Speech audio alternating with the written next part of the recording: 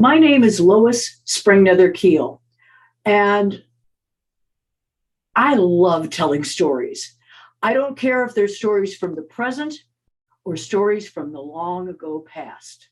One of the things that I have done a great deal of is telling stories from history that happen to be like time travel. But they're not a case of looking at famous people like Florence Nightingale or Mary Todd Lincoln. I like to tell stories as history seen by the average person.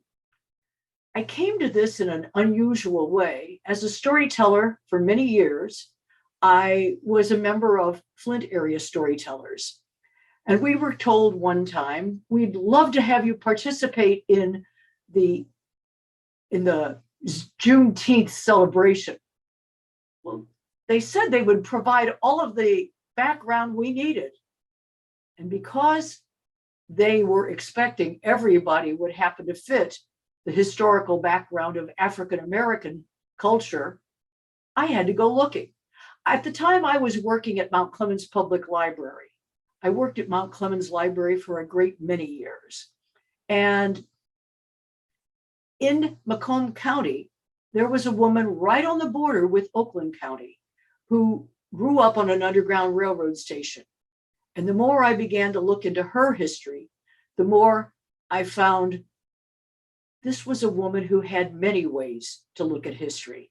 Her parents were all the pioneers. They came from the East and they came to Michigan before it was even a state. So I could tell it from their point of view. But they came because they wanted to have an underground railroad station. And Liberetta Lyric, later Green, began to discover how that was a part of her history, her family. I began to discover that the Green family was still out there. And the more I looked, the more I became involved with the family even today. Similarly, in developing a program about Olita Jour Christides, who was a bilingual telephone operator in World War I over at Pershing's headquarters, I became involved with their family. And so I've enjoyed having a chance to dig into this history.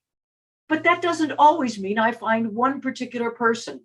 And so you will find there are generic people who are an amalgamation, bringing together history as seen by many people, be they school teachers, reporters, many people.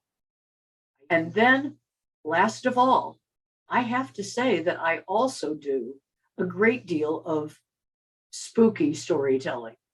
So I'd like to give you a chance to look at my many ways of storytelling.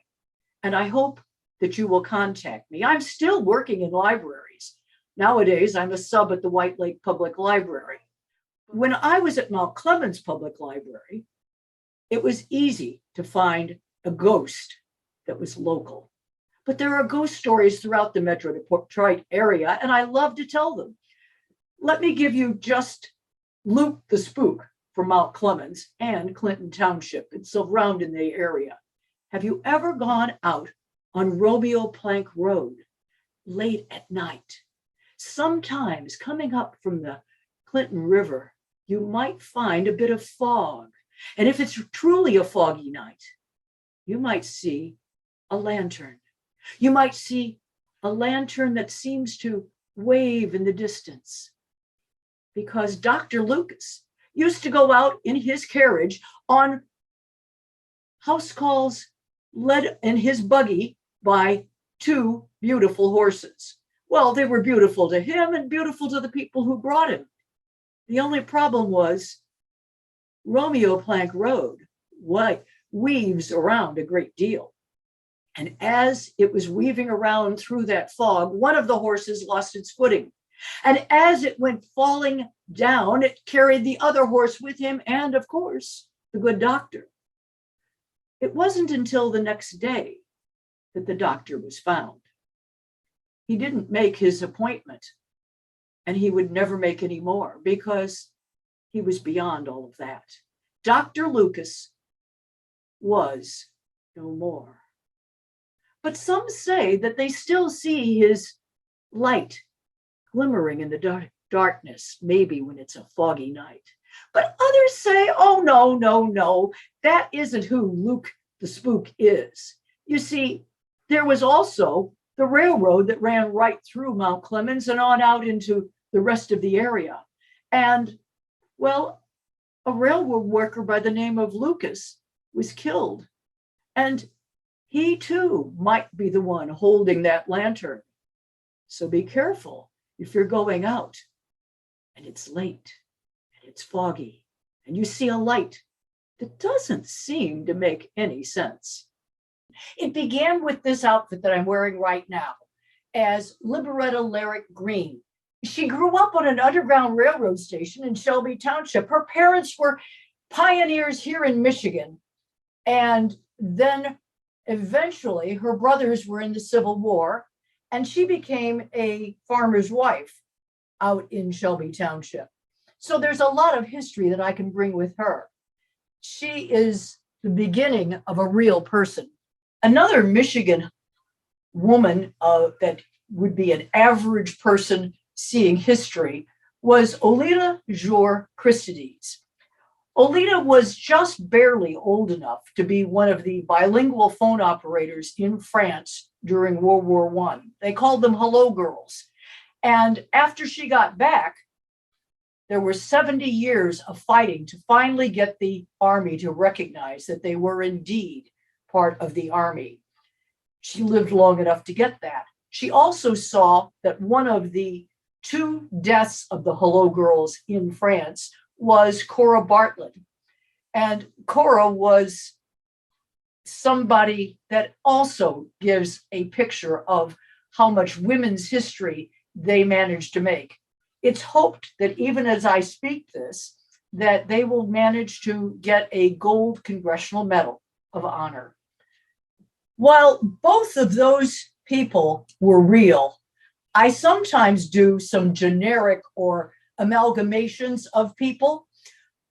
A one-room school teacher talks about how schools changed here in Michigan, or as a hired girl talking about how the Victorian Christmas happened to change and be celebrated here in the United States.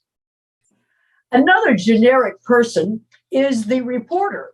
And Michigan got a 2-year head start on Prohibition. And so we learned how to provide 3/4 of the smuggled alcohol in Michigan. Now, music always manages to play a bit of a part in all of my programs. But with the 20s, of course, there was something that I have to teach, and that is the Charleston. And as I teach the Charleston, I go behind a screen to reveal how I got my information. So I hope you'll have fun with a thing like that. By the way, I might want to mention that recently retired library director C.C. Marlowe from Cromaine, the Heartland Cromaine Library, said Lois's programs are the best researched and most entertaining among those I've seen over the years.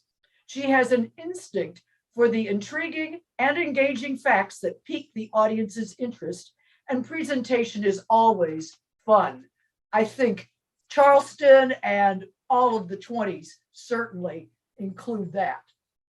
I also enjoy strolling through the halls of 50s memories, and it can be a great program to start for a Capturing Your Own Memories series. Other series that I can do, I know sign language, and I love giving a fun introduction to it. So I hope that this gives you an idea as to some of the programs that are possible. I'm already working on America 250, a woman who happens to be very special and was part of the American Revolution. So there's always something more. It'd be a shame not to share it. Thank you.